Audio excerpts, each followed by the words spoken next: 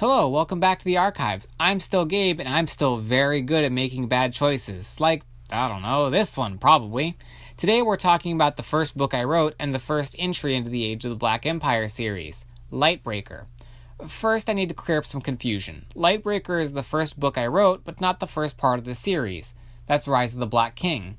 Lightbreaker was an exercise of, can I do this at age 16 that I finished at age 18. Rise was the ill-advised, I'm going to keep doing this that I finished at 19. Insurrection is the continuation of Rise, and Lightbreaker is kind of a side story that established a few things in the world. Does that all make sense? No? Perfect. Let's talk about Lightbreaker. So Retribution, Giant Dew, Lord of Dar, mean fellow, is busy hanging out and watching the rebellion. And then two mini Retributions appear and the three combine, setting up the beginning of the first half of this story and the non-existent second half that I would have wrote if it were not too ambitious at the time. Anyway, cut to the Iblis Palace, where Iblis is having a secret meeting with his 4 generals. They are voicing their concerns with his prophecies of a Lightbringer, as well as with his weird choice to send 5 heroes out to basically die fighting Retribution himself. After he leads to find their 5th? First? This happens first in the course of events. Champion, the others voice their doubts about Iblis' choices and predictions, but choose to go along with things anyway because what if he's not wrong? Iblis goes and meets with Anti-Iblis, a former villain turned less villainous as he becomes more irrelevant amid skyrocketing power levels that he cannot compete with. Regardless, Anti introduces Jacob, who is working under a pseudonym that currently means nothing because the plan for the language of the ancients changed from when I wrote this book. Iblis is assured that Jacob is the best student that Anti has and gives Jacob a new name that the book says means one thing but no longer does. So we'll keep calling him Jacob instead of whatever fantastical garbage gibberish I vomited out for him. Going back to everyone else, the 4 generals choose their champions. From the Paladins/Warriors of Light comes Lieutenant General Adrian Roderick, a man who should be Grand Paladin of the Warriors, but is not because of nepotism. From the Magi is Lady Ashlyn Showweaver, a young woman who is supposed to become Queen of the South Sea, but can't because King Swift already has a wife and polygamy isn't legal there. From the Demon Hunters is Soren Arvidsson, someone else who wants to sleep with his leader but can't because the societal conventions of their tribe demand that Soren be better at hunting demons. From the Sages is Ilona, a young lady who is sent because she could benefit from the experience.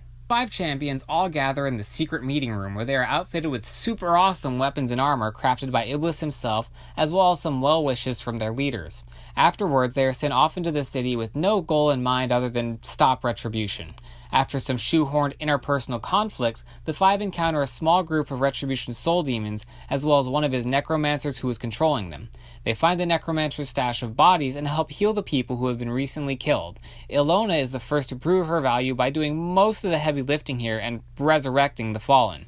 They then come across a demon that's half-made, and Ilona restores the soul to its natural state and places it back into its body, exhausting herself. She is taken farther into the city as Retribution watches, interested in the power he has seen. He flies off, interested in how he can do more very evil trademark things. The 4 remaining champions keep watch over their fallen ally and discuss things. Roderick explains to Soren some of the rules of light magic as well as some of the core differences between paladins and sages. Soren gives Roderick a quick lesson on one of the goddesses in the pantheon his tribe worships. Ilona gets up, mostly rejuvenated from casting her spell earlier, and the group continues their quest. Roderick explains how Retribution took over the world when an android shows up, fighting one of the soul demons. Roderick jumps in to help the robot and is then invited to follow it. The robot leads a party to a small house somewhere outside of the city proper where they discover old pictures of Iblis and the Powers. Beneath the house is a massive bunker housing a bunch of old deactivated androids. The bunker is set up like some kind of fantasy RPG dungeon, complete with clearly indicated bosses and trash mobs. That's also part of the changed plans from when I wrote this. Anyway, at the end of the bunker is this thing called War Machine, an incomplete android that was designed to lead an army of androids in the war against Retribution. If you missed it from Rise of the Black King, this is one of those things that was seemingly important but never referenced again. That was a callback to this moment. The party successfully manages to piss off War Machine and has to escape the bunker as the android army slowly comes online. After Ashlyn shows off how good at frost magic she is, the group successfully escapes and is lost in the wastes. The party spends a year lost in the desert outside of Capital City. After fighting some much larger and stronger demons, they are captured by a mysterious group. They are freed from their captivity and meet the champions of hell, but the two groups are restricted from fighting by two very powerful beings who seem to lead their captors. The groups both learn that they are in the care of the Ancients, the race of people who predated the humans. The Ancients explain that they are on their way to Capital City to assist with the war effort against Retribution, and are offering the champions a means to return ahead of them. They graciously accept the offer and prepare to leave the next day. Before that happens, Jacob beats up his brother, who is selected to join the champions of hell. The next morning, the champions all leave, both groups separate from one another. Before the champions of heaven can make it back into Capital City, they are greeted by Hate, who has become the Lord of Hell. Hate explains that he has somehow captured Retribution and he needs Roderick and company to deal with the problem, not trusting his own champions to deal with it for some reason.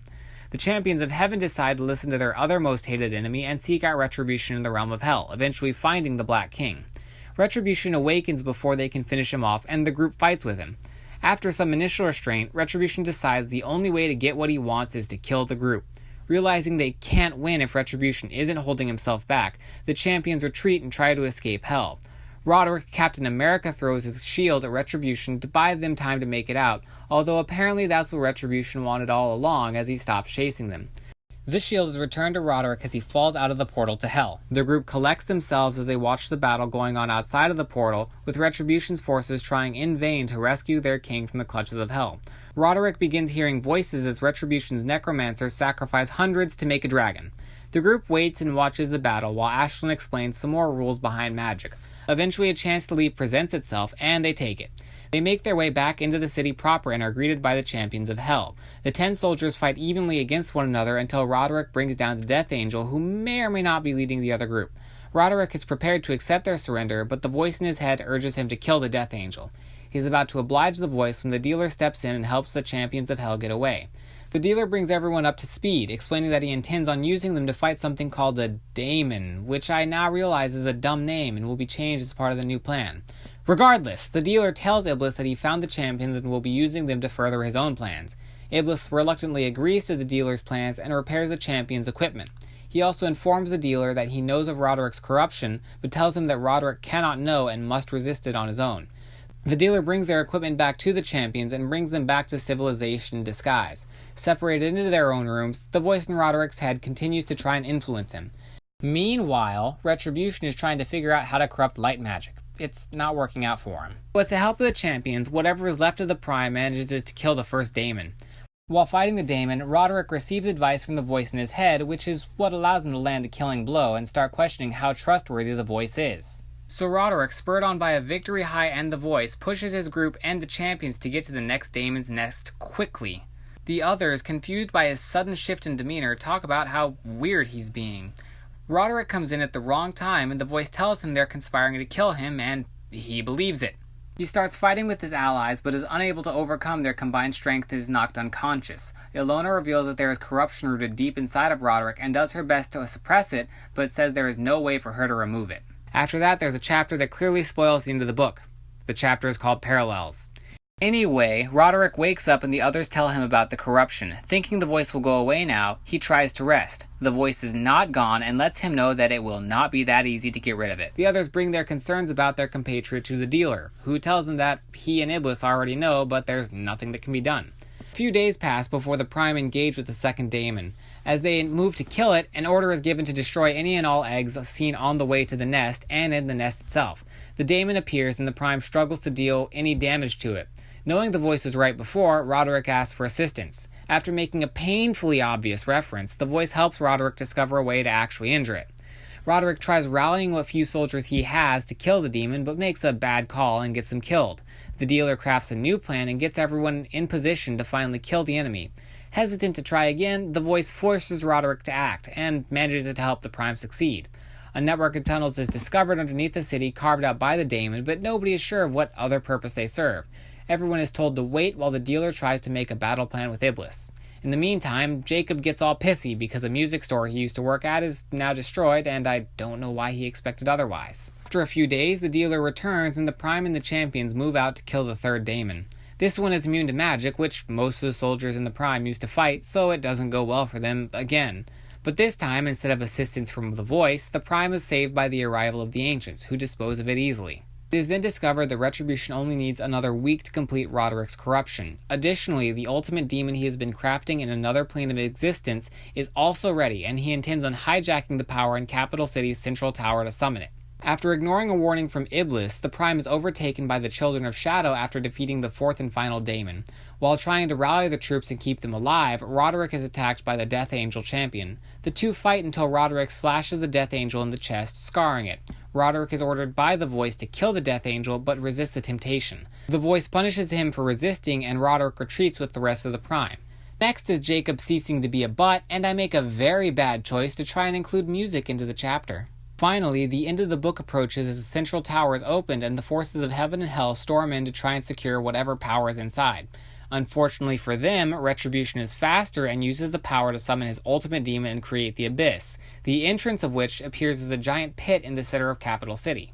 All 10 champions meet outside of the Abyss and agree to a truce so that they can use their collective strength to finally defeat Retribution.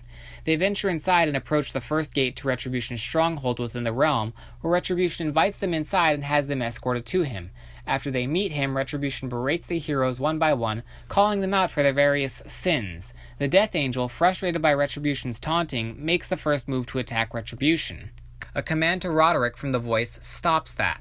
Roderick, now realizing that the voice he was hearing was Retribution's all along, is stunned to learn that the Death Angel was his son Lucas, who no longer remembers his father. Roderick tries to turn on Retribution, but is compelled to stop and kneel before his new master. As the other champions of heaven try to go to their ally's side, he is ordered to kill them. No longer able to resist, he does so swiftly and brutally. He then uses his power to raise them from the dead, and the zombie champions slay their counterparts from hell. Roderick uses his powers to raise them as well. Now, fully under the grasp of Retribution's power, Roderick is taken away from the Abyss. The final scene is set in Retribution's Black Tower, where experiments are being done on Roderick and 8 other paladins. Retribution, returning from his banishment from Capital City, informs Roderick that he will become the strongest weapon in the Black Empire, using corrupted light magic to destroy the enemies of the Empire. Roderick claims that the light will not allow that to happen, but Retribution tells the paladin that the light will be unable to leave his body, trapped by his corrupted armor. Retribution places a crown on Roderick's head, completing the transition, and commands his Darkbringer to rise and proclaim its loyalty to the throne. And that's where Lightbreaker ends. I still think there's a lot of potential in the story, and I'd like to revisit it one day. Hopefully when I do, I can make it the proper 2-book series that it was meant to be. Anyway, join me back on Thursday when I'll go over the general rules of magic and how it works. Hi, I'm Gabe, and it took me a lot longer than it should have to record this in slate. If you enjoyed the video, please consider liking and subscribing so you don't miss the next one. If you want more content from me, consider following me on Twitter, where eventually I'll tweet some more. If you want to learn more about anything I'm talking about or catch some details I missed, consider buying my books. Links are in the description below. Also consider checking out the Tumblr, where I post side stories and art about the books that I can't really put anywhere else. Again, thanks for watching, and I hope you have a great day.